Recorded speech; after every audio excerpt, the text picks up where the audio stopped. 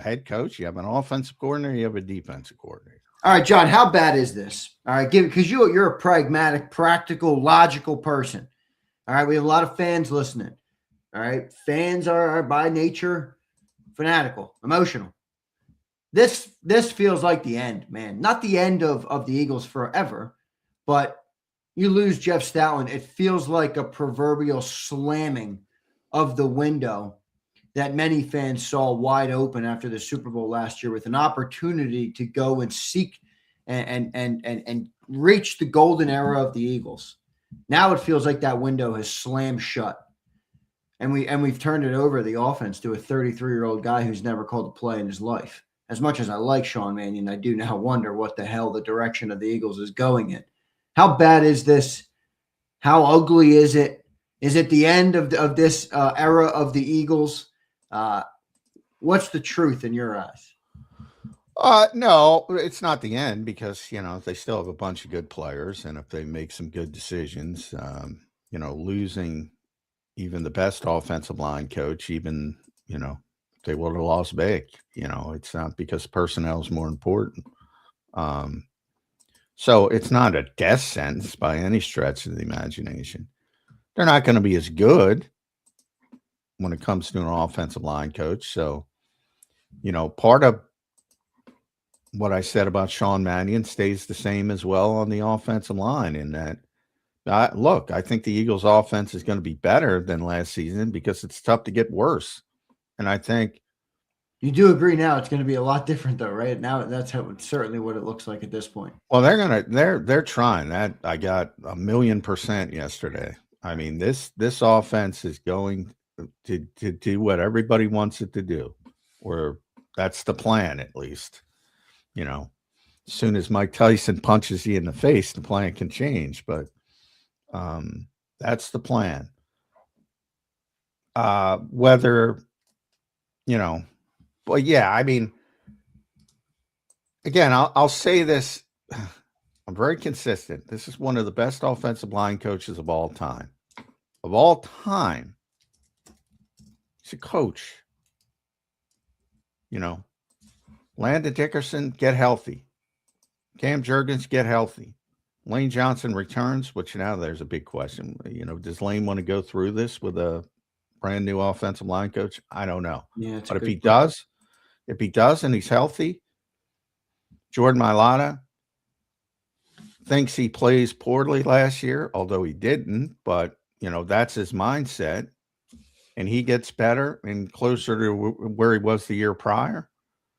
Tyler Steen gets better, or you get somebody else at right guard, and all of a sudden you have one of the best offensive lines in the league again. Still,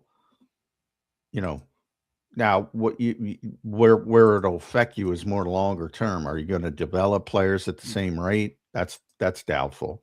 You're talking about specifically Stoutland and the O-line and that. Yeah.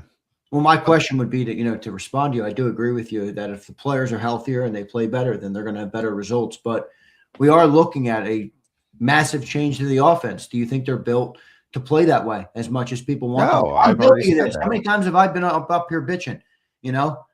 I'm guilty of it. But you did bring up a good point last night. Is this the style for Saquon Barkley? I don't like it at all. All these players, Jalen, Saquon, all these guys. I mean, even Devontae and AJ, as talented and as good as they are, you've shed the light on.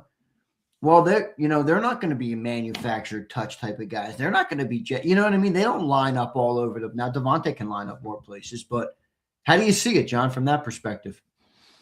Yeah, I talked about it 2 days before they made, before this came out. I wrote it. I'm like, why do you want to run, a bunch of wide zone, bunch of stretch with this offensive line and a running back who's not the most patient running back in the world?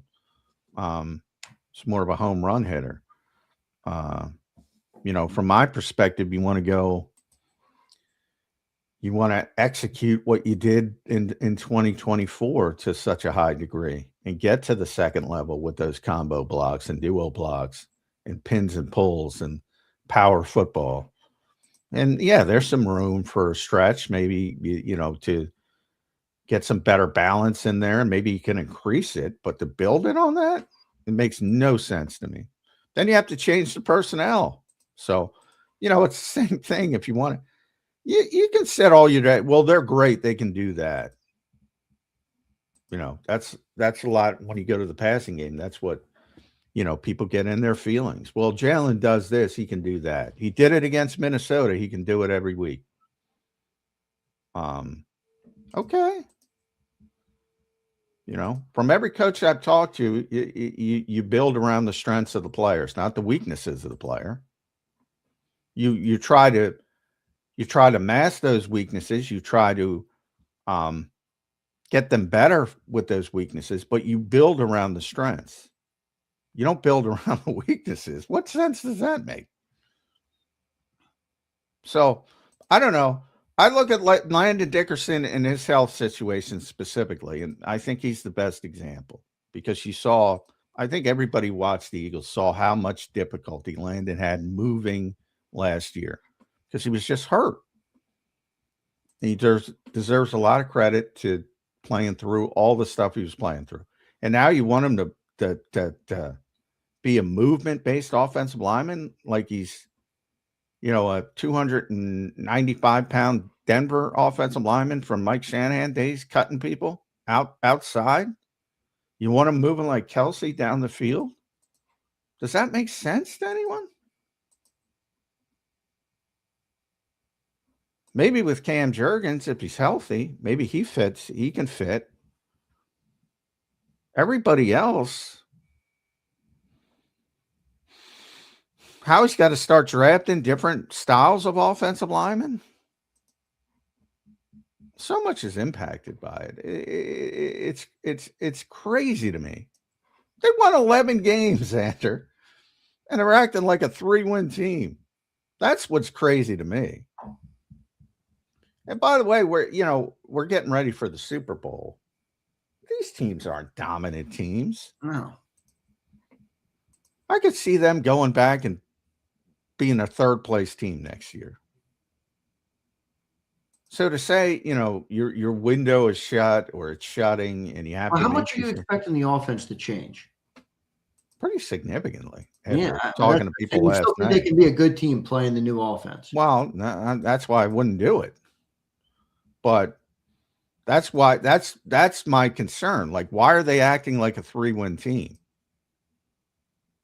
Like, where does that come from? And I can't tell you with 100% where does it come from. I don't think it comes from Nick Sirianni. I don't think it comes from Howie Roseman. So who's left? The owner who's left.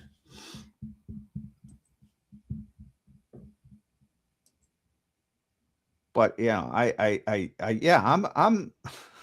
I'm flabbergasted that they want to change this thing so dramatically.